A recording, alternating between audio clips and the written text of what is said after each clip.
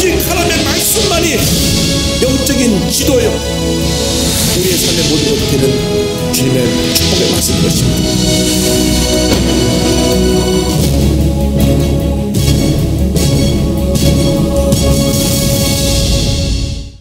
오늘부터 로마서 8장을 함께 말씀을 공부합니다. 로마서 8장은 보석 중에 보석이라고 할 수 있습니다. 로마서를 다이아몬드 반지라고 한다면 8장은 그 보석입니다. 그만큼 8장이 로마서 전체 가운데 중요한 교리를 담고 있고 7장까지의 모든 분위기를 완전히 바꿔놓는 놀라운 선언이 로마서 12장에 나옵니다. 생명의 성령의 법이라는 제목을 가지고 말씀 공부를 합니다. 우리에서 가장 큰 축복은 죄에서의 해방입니다. 죄 가운데 태어나서 죄 가운데 살다가 죄 가운데 죽어갈 운명인 우리들이 웬일인지 웬일인지 예수 믿고 하나님의 자녀가 되어서 죄에서 해방되었습니다. 우리는 해방된 것입니다. 더 이상 죄의 노예가 아닙니다. 그럼에도 불구하고 많은 사람들이 죄의 노예로 살고 있습니다. 그래서 로마서 7장에서 오라 나는 곤고한 자로다 이 사망의 모습 누가 나를 건너내랴 탄식하던 사도 바울이 8장의 문을 열면서 놀라운 선언합니다. 그러므로 이제 예수 그리스도 예수 안에서는 결코 정죄함이 없나니. 할렐루야. 정죄함이 없음을 고백합니다. 1절 다 같이 보겠습니다. 그러므로 이제 그리스도 예수 안에 있는 자에게는 결코 정죄함이 없나니. 할렐루야. 그리스도 예수 안에 있는 자에게는 결코 정죄함이 없나니. 무슨 말인고 하니 너는 죄인이야 하고 낙인 찍어서 완전히 사람들에게 있어서 멸시받고 무시당하고 제대로 존중받지 못하는 그런 모습으로는 다시 살지 않는다. 그런 옛날에 지나간 과거, 이제는 다시 너를 죄인이라고 낙인 찍어서 너를 절망의 자리에 거하지 않게 하겠다. 다시는 그 같은 일이 없을 것이다. 예수 그리스도 안에 있는 자에게는 결코 정죄함이 없다. 정죄라는 게 뭐냐면 너는 죄인이다 하고 아예 낙인을 찍는 겁니다. 우리 사람들은 누가 잘못하면 낙인을 찍어서 평생 그 꼬리표를 달고 다니게 합니다. 저 사람 전과자야, 저 사람 문제가 있는 사람이야, 저 사람 사기꾼이야, 저 사람 거짓말쟁이야. 한번 낙인을 딱 찍어 놓으면 평생 그 꼬리가 따라다닙니다. 그런데 예수 그리스도 안에 있는 자에게는 그와 같은 정죄함이 없다. 할렐루야. 더 이상 실패자가 아닙니다. 더 이상 낙오자가 아닙니다. 더 이상 우리는 사람으로부터 죄인이라고 칭함받고 격리되어서 사람 이하의 취급을 받을 그러한 존재가 아닙니다. 우리는 주님 안에서 새 사람이 되었습니다. 예수 그리스도의 십자가의 보혈이 죄와 사망의 권세에서 우리를 해방시켜 줬기 때문에 다시는 너는 죄인이라고 낙인 찍는 일이 우리에게 없다고 하는 것입니다. 물론 예수 믿고 나서도 우리가 실수하고 죄를 짓지만 그때는 통에 잡아가고 죄 앞에 눈물로 회개하고 나면 그 죄를 써 우리의 죄를 사해 주시고 용서해 주시고 용서받은 의인으로 살게 하시지, 너는 그때도 죄인이고 그때 그 죄인이 평생 죄인이니까 너는 죄인의 굴레를 벗어날 수 없다고 하는 것이 없다고 하는 것입니다. 십자가 보혈로 우리의 과거의 죄가 사면을 받은 것입니다. 다시 너는 죄인이다, 죄인이다, 죄인이다. 이것은 마귀의 역사입니다. 우리를 자꾸 참소합니다. 너 그때 실패했지, 너 그때 죄졌지, 너 그때 잘못했지, 너 아무리 그래도 너는 사람 앞에 인정받을 수 없어. 한 번 죄인은 영원한 죄인이야. 그렇게 우리를 절망시키게 하는 것이 마귀의 역사입니다. 그래서 요한복음 10장 10절에 예수님 말씀하셨습니다. 도둑이 오는 것은 뭐라고요? 도둑질하고 죽이고 멸망시키려는 것뿐이요. 마귀가 하는 일입니다. 예수님이 오신 것은 내가 온 것은 양으로 생명을 얻게 하고 더 풍성히 얻게 하려는 것이라. 자, 우리가 분명히 알아야 됩니다. 우리를 도둑질하고 죽어 멸망시키는 누구의 역사입니까? 마귀의 역사. 우리를 살리고 생명을 얻게 풍성히 얻게 하는 것은 누구의 역사입니까? 우리 주님의 역사입니다. 예수님의 역사와 마귀의 역사가 우리에게 충돌하는데 우리는 예수 안에서 넉넉히 이기는 것입니다. 가슴을 펴고 살게 되는 것입니다. 더 이상 너는 죄인이다, 죄인이다 하는 그러한 낙인 찍는 마귀의 참소의 얘기를 듣지 말고 가슴 펴고 나는 주님 안에서 자유를 받았다, 새 사람이 되었다. 그래서 고린도후서 5장 17절에 어떤 위대한 선언이 나오는 것입니다. 그러므로 누구든지 그리스도 예수 안에 있으면 새 좋은 피조물이라 이전 것은 지나갔으니 보라 새 것이 되었도다. 이전 것이 사라져 버린 것입니다. 더 이상 실패한 과거가, 상처 입은 과거가, 절망의 과거가, 잘못된 과거가 여러분 붙잡아 놓을 수 없습니다. 이전 것은 지나간 것입니다. 거기에 매여 있으면 안 됩니다. 이제는 과거로부터 해방되어서 새 삶을 살아야 되는 것입니다. 과거는 이미 죽은 것입니다. 죽은 과거로 돌아가지 말고 살아있는 새 생명으로 새로운 삶을 살아가길 바랍니다. 히스기야 왕이 죽을 병에 걸렸습니다.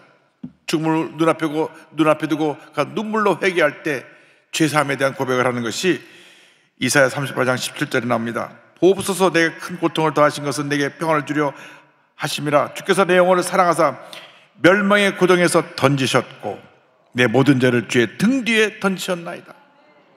죽기 전에 자기가 자기 자신의 죄 지은 모습을 생각하니까 너무나 부끄러워요. 너 죄인이야, 너 잘못했지. 그런데 그 순간 주님이 자기 죄를 용서하신 그 놀라운 은혜가 생각나서 주님께서 그 죄를 주님의 등 뒤에 더 던져버리셨습니다. 하나님이 등 뒤에 던져버린 것 다시는 기억도 하지 않으십니다.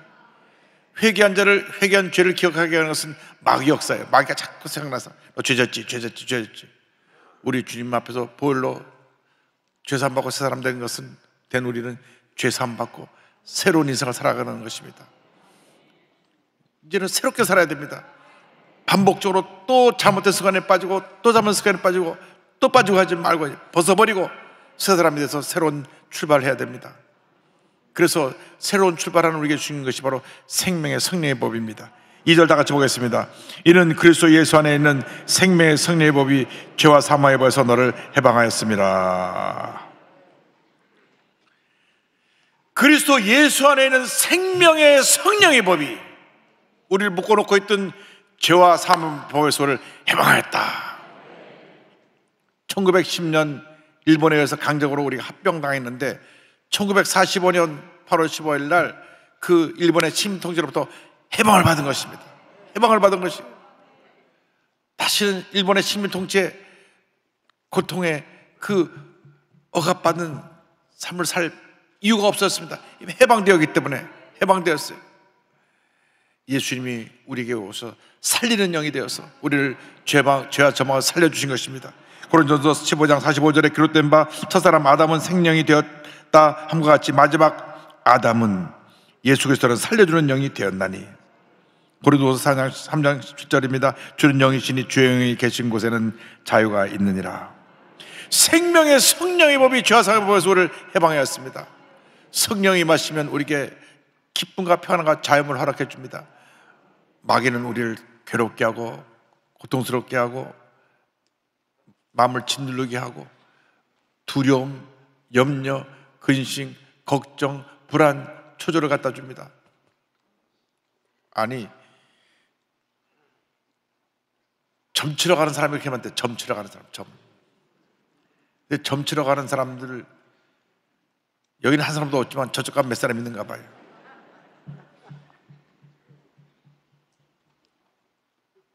가면 불안을 자꾸 집어넣어줍니다. 자꾸 불안을 집어넣어줘요. 자꾸 마음에 염려가 집어넣어줘가지고 자꾸 돈을 좀 더 많이 내게 하고 더 많이 내게 하고 여러분을 불안과 초조로 묶어가지고 돈을 긁어내는 것이 점치는 사람들입니다.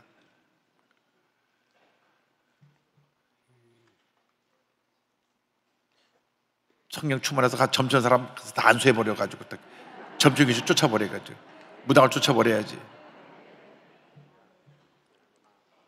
절대로 점치는 것이 맞지 않습니다. 이 점치러 간 사람들이 이 사업이 잘 될까요? 우리 애가 이번에 대학교 붙을까요? 그걸 어떻게 알아요? 붙지 않으면 떨어지는 거지.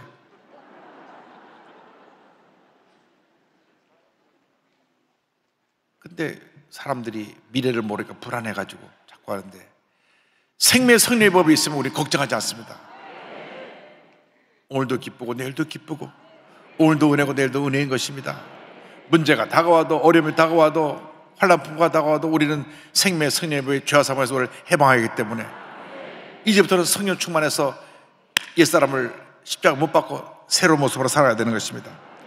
13절 말씀입니다. 너희가 육신대로 살면 반드시 죽을 것이로되 영으로서 몸의 행실을 죽이면 살리니. 자, 그렇기 때문에 우리가 옛사람의 모습대로 살면 죄와 사망의 법에 의해서 우리는 멸망길로 가지만, 성령 안에 새 사람을 살면 우리는 축복과 은혜의 길로 가게 되는 것입니다. 갈라디아서 5장 24절에 말씀합니다. 그래서 예수의 사람들은 육체와 함께 그 정욕과 탐심을 십자가에 못 박았느니라. 옛사람을 못 박아야 됩니다. 사도 바울이 부활장 고린도전서 15장 31절 이와 같이 외칩니다. 형제들아, 내가 그리스도 예수 우리 주 안에서 가진 바 너희에 대한 나의 자랑을 두고 단언하노니, 따라하세요. 나는 날마다 죽노라. 나는 날마다 죽노라. 나는 날마다 죽노라. 죽는 나는 누구냐면 옛사람. 내 마음속에 미움을 갖다 주고, 원망과 불평 갖다 주고, 분노를 갖다 주고, 싸우게 만들고, 욕하게 만들고, 거짓말하게 만들고, 탐욕을 갖게 만들고, 이런 옛사람을 십자가 못 박아서 장사 지내야 되는 것입니다. 사도 바울같이 위대한 하나님의 종이 고백합니다. 나는 날마다 죽노라. 할렐루야. 날마다 죽는 은혜가 있게 되기를 바랍니다. 할렐루야. 그래도 천국 빨리 가려면 다 싫다 그러죠. 중요한 것은 우리가 살아 숨쉬는 동안 예수 잘 믿는 것입니다. 살아 숨쉬는 동안 성령의 생명의 성령의 법에 사로잡혀서 믿음으로 나가는 것입니다. 성령이 임하면 그 삶이 기쁨이 되고 은혜가 되고 평안함이, 자유함이 넘쳐나게 되는 것입니다. 그런데 우리를 괴롭히는 것이 죄의 문제입니다. 죄. 예수님 우리의 죄를 짊어지셨습니다. 자, 8장 3절을 보겠습니다. 율법이 육신으로 말미암아 연약하여 할 수 없는 것을 하나님은 하시나니 곧 죄로 말미암아 자기 아들을 죄 있는 육신의 모양으로 보내어 육신의 죄를 정하사. 자, 문제는 이 육신이 자꾸 죄를 짓는 것입니다. 죄의 삭은 사망이라 그랬는데, 구약의 법은 죄를 지었을 때 죄값을 치러야 되는데 죽음으로써 죄값을 치러야 됩니다. 그래서 아담과 하와가 죄를 지었을 때 애꿎은 짐승이 아담과 하와의 죄를 대신해서 피를 흘려 죽은 것입니다. 그래서 아담과 하와의 죄로 말미암아 피해 제사가 시작되었고, 피해 제사는 죽음을 의미하고, 우리가 죄를 지었을 때는 우리의 죄를 대신하여서 누가 죽어야 돼요. 그런데 구약의 법은 일시적으로 짐승이 대신 우리의 죄를 대신하여 죽는 피해 제사를 하나님이 제정하셨습니다. 원래 인간이 죄를 졌으니까 죄 없는 인간이 대신 죽어야 되는데, 죄 없는 인간이 없으니까 하나님께서, 그래서 아담과 하와 죄를 짓고 난 다음 또 죄를 지었으면 대신 자기가 가장 사랑하는 자기의 집에 기르는 양을 가져다가, 돈이 없어 너무 가난하면 비둘기를 가져다가 피를 흘려서 돈 앞에서 잡아 피를 흘려 죽게 하고, 다시 죄 짓지 말아야지, 절대 죄 짓지 말아야지, 돌아가서 또 죄를 져서 또 사랑하는 자기 짐승을 갖고 와서, 제가 늘 예화를 들잖아요. 자기가 집에 그렇게 아끼고 사랑하는 반려견을 주인이 죄를 지으면 갖다 죽여야 돼. 반려견은 뭣도 모르고 따라오는데 그걸 갖다가 잡아다 목을 탁 베면은 죽으면서도 주인님 왜 죽여요 하고 죽을 거 아니에요. 그럼 그걸 보면서 다시는 내가 죄 짓지 말아야지, 내 새끼 하고 강아지를 품고 기르는 분이 얼마나 많은데 자기 죄 때문에 그 강아지가 죽어나가면 우리 한국에 1500만 반려견 시대인데 반려견이 남아나지 않고 씨가 마를 겁니다. 내 죄 때문에 죽어야 되니까, 죄 때문에. 그것이 구약의 피해지사인데 예수님이 육신을 입고 이 땅에 오셨어. 구약의 4000년의 제사를 종결을 시킨 겁니다. 완전히 이제 주님의 죽으심으로 그 피해제사를 종료시키고 예수님이 대신 죽음으로 말미암아 온 인류의 죄가, 어제와 오늘과 내일의 죄가 십자가에서 단번에 영원히 다 사함을 받게 된 것입니다. 십자가 버리는 여입니다. 내 죄를 위해서 육신을 입고 이 땅에 오셨습니다. 빌립보서 2장 7절에 오히려 자기를 비워 종의 형체를 가지사 사람들과 같이 되셨고, 예수님이 육신의 몸을 입고 오신 것은 죄 없으신 예수님이 오셔서 죄 있는 우리 인간을 대신하여 죽으시기 위해 오신 것입니다.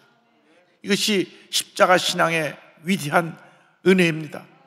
이것이 기독교 신앙의 신비입니다. 신비. 어느 종교가 우리의 죄를 대신해서 누가 우리를 대신하여 그 종교 지도자가 죽어서 구원의 길을 열어준 종교 지도자가 어디 있습니까? 불교는 참선을 해갖고 내가 해탈해서 부처가 돼야 된다. 죄사함이라는 얘기가 없습니다. 죄사함의 문제는 아무도 해결 못했습니다. 죄의 문제는 어떠한 종교도, 어떠한 종교 지도자도, 어떠한 사람도, 어떠한 이론도 해결할 수가 없었습니다. 왜? 우리가 죄라고 하는 것에 갇혀있기 때문에. 그런데 죄 없는 예수님이 하늘 보좌를 버리고 이 땅에 내려와서 우리의 죄를 대신 짊어지고 죽으심으로 말미암아 죄와 사망의 벌소를 해방한 것입니다. 그래서 우리가 성령을 따라 살게 만들어 주셨습니다. 8장 4절 다 같이 보겠습니다. 육신을 따르지 않고 그 영을 따라 행하는 우리에게 율법의 요구가 이루어지게 하려 하심이니라. 우리가 이제는 성령 충만받아 성령의 뜻대로 인도함을 따라 살아가게 되면 우리가 하나님의 말씀을 잘 지켜 행하며 살아갈 수 있는 하나님의 위대한 종이 되는 것입니다. 성령 없이 내 힘으로 율법을 지키려고 하면 율법을 지키는 것이 얼마나 힘들고 어려운지 모릅니다. 그러나 성령께서 임하시면 율법의 그 모든 것들을 성령 은혜 가운데 다 이루어갈 수 있게 되는 것입니다. 그러니까 은혜가 먼저고 그 다음에 율법입니다. 율법이 먼저 있으면 우리가 모두가 다 율법에 갇혀가지고 늘 죄의식 가운데 절망 가운데 살 수밖에 없게 되는 것입니다. 그래서 이 생명의 성령의 법이 우리에게 임하기 위해서 늘 기도하고 늘 말씀 묵상하고 성령 충만해야 됩니다. 여러분, 이 말씀은 위대한 하나님의 축복이고 하나님의 은혜입니다. 주야로 이 말씀을 묵상해야 됩니다. 말씀을 읽고 또 읽고 또 읽고 또 읽고 또 읽고. 그런데 창세기부터 계시록까지 말씀을 계속 정독하여 다 읽는데 수요 아침에 성경 공부 나오는 여러분 정도면 하루에 한 10장씩만 읽으면 돼요. 더도 말고 덜도 말고. 그럼 1년에 한 성경 4번 봅니다. 아멘 한 사람도 안 하시는 거예요. 열심히 말씀을 묵상하시기 바랍니다. 말씀과 동행하시기 바랍니다. 말씀은 교회 최고의 권위입니다. 최고의 권위, 유일한 권위입니다. 말씀을 뛰어넘을 것이 없습니다. 첫째도 말씀이고 둘째도 말씀이고 마지막도 말씀입니다. 우리는 말씀대로 살아가야 돼요. 이 말씀은 성령의 감동으로 쓰여졌기 때문에 이 말씀이 내 것이 되려면 성령 충만해야 돼요. 성령 충만하려면 기도해야 돼요. 그러니까 신앙이라는 것은 복잡하지 않습니다. 신앙은 단순한 것입니다. 말씀과 기도와 성령이 다 되는 것입니다. 성령 충만하지 못하니까 말씀대로 살지 못하고, 기도하지 않으니까 성령 충만하지 못하고, 그러니까 결국 문제는 우리가 갖고 있는 것입니다. 기도하지 않고 성령 충만하지 않고 말씀 보지 않으니까 늘 넘어지고 늘 상처받고 늘 뒤죽박죽 인생에 사는 것입니다. 그러나 우리가 늘 기도하고 말씀 묵상하고 성령 충만하면 하나님의 은혜가 임합니다. 만사가 형통인 것입니다. 안 되는 것은 잘 되게 되고 잘 되는 것은 더 잘 되게 되고, 우리가 탐욕만 갖지 않으면, 우리가 하나님에서 교만하지만 않으면 하나님의 은혜가 우리에게 임하게 되는 것입니다.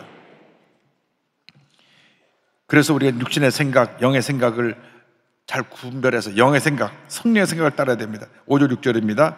육신을 따르는 자는 육신의 일을, 영을 따르는 자는 영의 일을 생각하나니 육신의 생각은 사망이요 영의 생각은 생명과 평안이니라.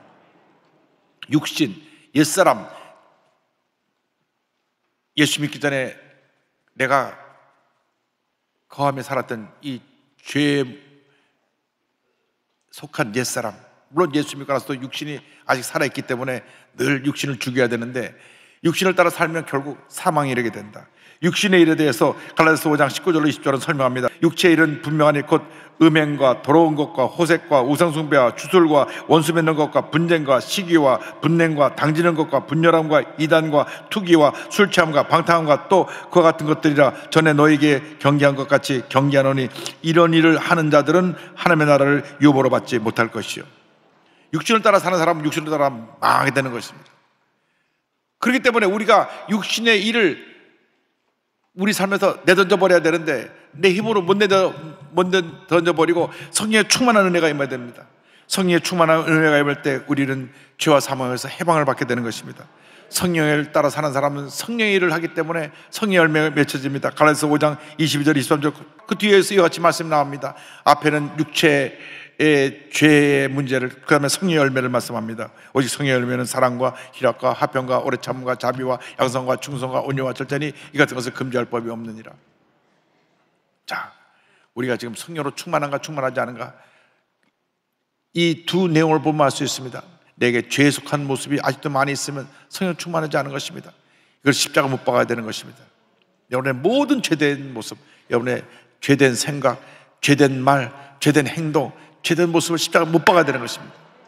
그리고 성령 충만해서 여러분이 사랑과 희락과 화평과 오래 참음과 자비와 양선과 충성과 온유와 절제 열매를 맺어야 되는 것입니다.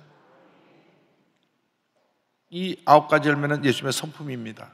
성령으로 충만하면 여러분 예수님을 닮아가는 것입니다. 성령 예수님의 영이기 때문에, 그래서 사랑이 충만하게 되고, 두 번째 희락, 조이, 기쁨이 충만하게 되고, 세 번째 피스, 평안함, 내 마음에 평화가 임하게 되고, 네 번째 오래 참게 되고, 우리 참 잘 못 참잖아요.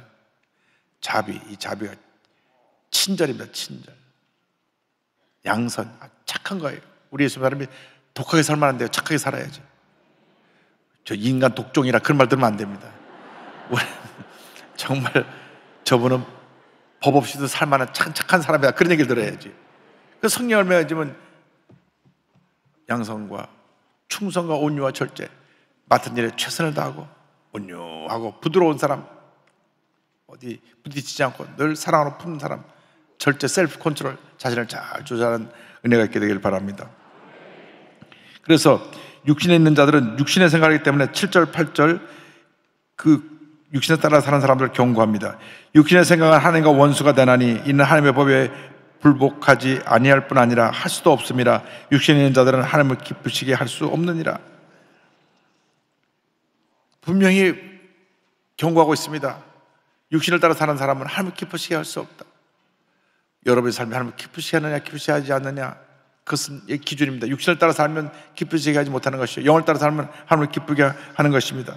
9절에 다시 이어서 말씀합니다. 만일 너희 속에 하나님의 영이 거하시면 너희가 육신에 거하지 있지 아니하고 영에 있나니 누구든지 그리스도의 영이 없으면 그리스도의 사람이 아니라. 그래서 우리가 성령이 우리에게 임해야 되는 것입니다. 성령의 사람이 되어야 되는 것입니다. 예수님이 마지막 다락방 강화에서 요한복음 14장, 15장, 16장에 계속해서 보혜사 성령에 대해서 말씀을 전하셨습니다. 14장 16절 17절입니다. 내가 아버지께 구하겠으니 그가 또 다른 보혜사를 너희에게 주사 영원토록 너희와 함께 있게 하리니 그는 진리의 영이라. 세상은 능히 그를 받지도 못하나니 이는 그를 보지도 못하고 알지도 못함이라. 그러나 너희는 그를 아나니 그는 너희와 함께 거하시며 또 너희 속에 계시겠습니다. 또 다른 보혜사, 예수님과 똑같은 보혜사, 옆에서 도와주는 분, 파라클레토스. 예수님과 똑같은 보혜사가 우리에게 와서 우리를 도와주는 게 성령님입니다. 예수님의 영인 성령이 예수님일 때 우리 마음 가운데 와서 예수님의 생각을 우리 마음 가운데 심어주고 예수님의 모습을 닮아가게 하고 예수님처럼 말하고 예수님처럼 행동하게 만드는 그런 은혜를 베풀어 주십니다. 늘 성령께서 내 마음속에 내주에 계셔서 내 마음을 평안하게 하고 기도하게 해주시고 감사하게 하시고 찬양하게 해주시는 것입니다. 그래서 우리가 이 세상 살아가는 동안 성령의 충만함을 받고 하나님의 인도를 받는 삶을 살아야 되는 것입니다. 10절 11절 같이 보겠습니다. 또 그리스도께서 너희 안에 계시면 몸은 죄로 말미암아 죽은 것이나 영은 의로 말미암아 살아있는 것이니라. 예수를 죽은 자 가운데서 살리신 이의 영이 너희 안에 거하시면 그리스도 예수를 죽은 자 가운데서 살리시니가 너희 안에 거하시는 그의 영으로 말미암아 너의 죽을 몸도 살리시리라. 성령이 임하면 이제 성령 안에서 우리가 새 삶을 살게 되는 것입니다. 그래서 우리에게 성경이 오늘 강력하게 간곡하게 말씀해 주는 것은 성령의 사람이 되라. 성령의 사람이 되라. 이미 우리는 성령 안에서 죄와 사망의 법에서 벗어난 새 사람이 되었습니다. 성령의 사람이 되었습니다. 이 육신은 언제 해방이 되느냐? 예수님 재림하실 때 해방이 됩니다. 그 전까지는 우리가 이 육신에 매여 사는 것입니다.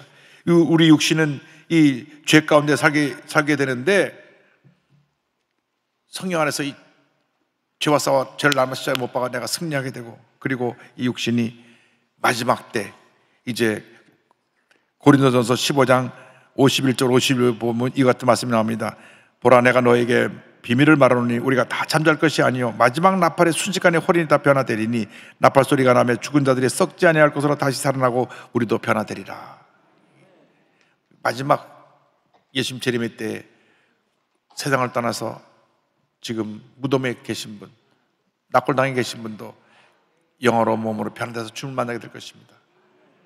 그때 완전히 육신의 모든 문제가 다 해방받게 되는데, 그때까지 이 육은 육으로 존재하고 있고 죽은 후에 흙으로 돌아가 있다가 부활의 때, 재림의 때 영광스러운 모습으로 바뀌어지게 되는 것입니다. 그래서 우리가 가장 중요한 것은 첫째도 성령 충만, 둘째도 성령 충만, 마지막도 성령 충만, 예수의 사람으로 성령 충만한 사람으로 하나님 앞에 귀하게 아름답게 위대하게 쓰임받는 모두가 되기를 주님의 이름으로 축원합니다. 기도하겠습니다. 사랑과 은혜와 자비가 무한하신 하나님 아버지, 우리 모두를 성령으로 충만케 하여 주셔서 우리 하나님이 가장 기뻐하시는 주님의 자녀들로 예수 잘 믿고 승리하며 살아가는 저희 모두가 되게 하여 주옵소서. 예수님의 이름으로 기도 올리옵나이다.